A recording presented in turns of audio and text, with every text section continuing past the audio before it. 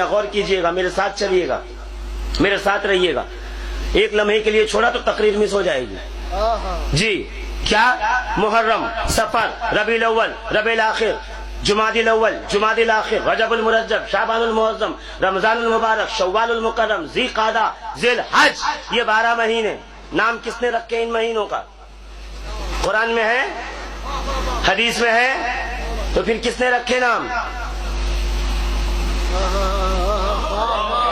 کیا تاریخ ہے آپ کی؟ میرے رسول کے 8ویں دادا جناب قصی، انہوں نے نام رکھے محرم، ربیع الاول، ربیع الاخر، جمادی الاول، جمادی الاخر، رجب المرجب، شعبان المعظم. میں دیکھیے، میں وہاں لے جا رہا ہوں جہاں لوگ راز چھپاتے ہیں. ہمارے پاس کھلے راز ہیں، ہمارے پاس آئیے. اس لیے کہ ہم ابن الوقت کی کوئی رعایت نہیں کرتے. جی ابن الوقت اسے کہتے ہیں کہ ہیوں میں گئے تو ہیوں کے ہو گئے، شیوں میں گئے تو شیوں کے ہو گئے. یہ انگلش والا ہی اور شی تھا. ہاں یہ وہ والا نہیں جو آپ سمجھ رہے ہیں، یہ انگلش والا تھا. دونوں. ہاں جی بالکل، غور فرمائیے گا.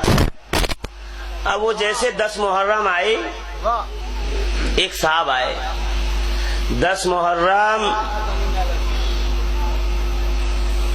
خوشی کا دن، حضرت آدم کی توبہ اس دن قبول ہوئی، حضرت نوح کی کشتی اسی دن پار لگی، حضرت یونس مچھلی کے پیٹ سے اسی دن نکلے، حضرت یوسف کو کنویں سے اسی دن نکالا گیا، حضرت موسیٰ کو اسی دن نجات ملی، حضرت عیسیٰ کو اسی دن دنیا سے اٹھایا گیا. سب 10 محرم کو ہوا. اب سمجھ میں نہیں آتا، محرم نام رکھا رسول کے 8ویں دادا نے، حضرت آدم کے وقت 10 محرم کیسے مل گیا ان لوگوں کو؟ یہ تحقیقی بات کر رہا ہوں، آپ کو سمجھ میں آئے نہ آئے، علماء اور پڑھے لکھے لوگوں کے لیے. ارے جب محرم کا نام محرم تھا نہیں تو 10 محرم والی روایت لائے کہاں سے؟ پتہ یہ چلا غم حسین میں ہماری آنکھیں نہ بھیگے، اس لیے یار لوگ پیترے بدل رہے ہیں.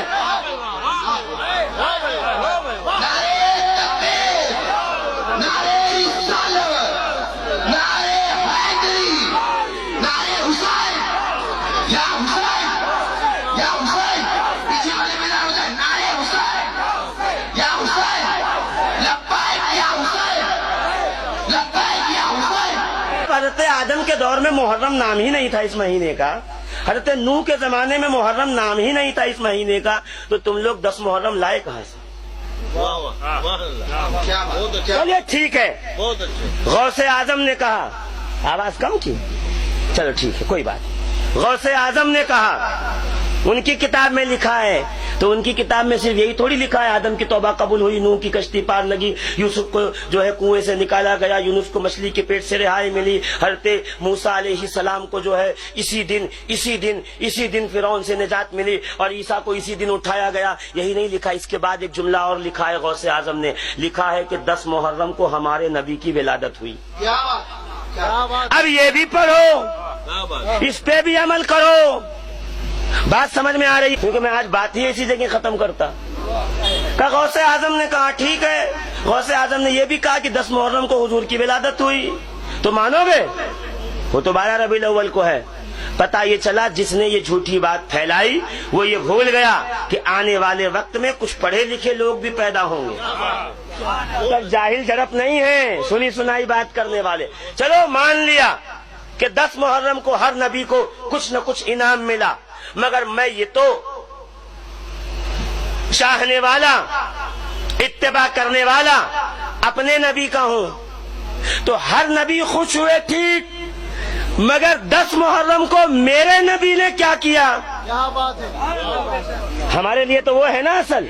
تو 10 محرم کو میرے نبی عین دوپہر کے وقت ابن عباس کے خواب میں آ کے بتا رہے ہیں کہ میں صبح سے کربلا کی دھرتی پہ موجود تھا اور میرے بیٹے حسین کو شہید کیا گیا، اس کے ساتھیوں کو میں پیالے میں خون جمع کر رہا ہوں، اس حال میں کہ آنکھوں سے آنسو جاری، چہرے پہ رنج و ملال۔ پتہ یہ چلا کہ رسول خدا علیہ التحیۃ والثناء 10 محرم کو خوش نہیں ہے بلکہ مغموم ہے، آنسو بہا رہے ہیں۔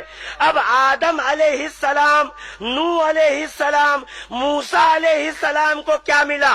امت اس فکر کو چھوڑے، میرا نبی 10 محرم کو کس حال میں تھا، اس حال کو اپنائے اور نبی کے غم میں شریک ہو جائے۔ اگر نبی سے محبت ہے تو، اگر یہ امید ہے کہ نبی شفاعت کریں گے تو، ورنہ آپ کا حال آپ جانیں، آپ کا کام جانیں۔